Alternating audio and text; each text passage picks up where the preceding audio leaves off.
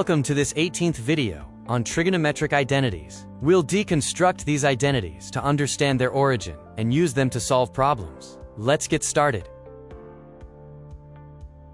First, let's establish the rules of the game. Equation versus identity. An equation is true for only specific values of a variable, while an identity is true for all values of a variable. We are exploring identities, which are universal truths derived from definitions. The first group consists of the reciprocal identities, derived directly from the fundamental definitions of trigonometric ratios.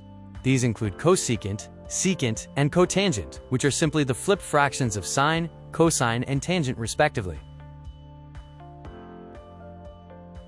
The sine and cosecant relationship shows that cosecant is the reciprocal of sine, and sine is the reciprocal of cosecant.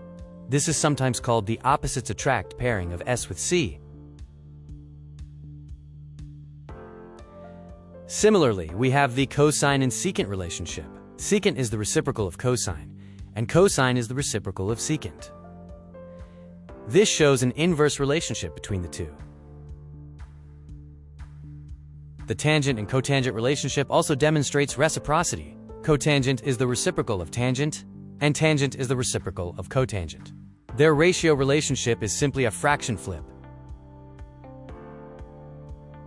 Family 2 contains the ratio identities connecting sine and cosine.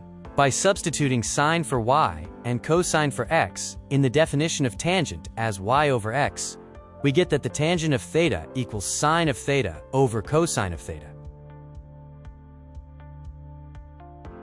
Since cotangent is the reciprocal of tangent, we derive the cotangent ratio by flipping the tangent ratio. Therefore, the cotangent of theta equals cosine of theta over sine of theta.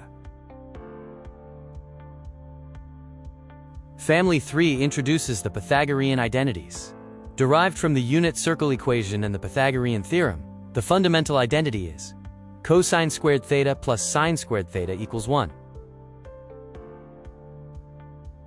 To derive the second Pythagorean identity, we divide the fundamental identity by cosine squared theta. This results in the identity 1 plus tangent squared theta equals secant squared theta. To derive the third Pythagorean identity, we divide the fundamental identity by sine squared theta. This gives us the identity cotangent squared theta plus 1 equals cosecant squared theta.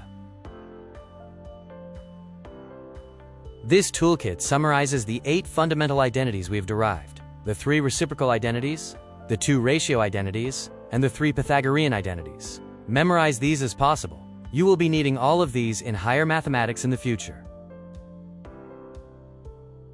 We derive these identities to simplify complex expressions, prove advanced identities, and solve trigonometric equations.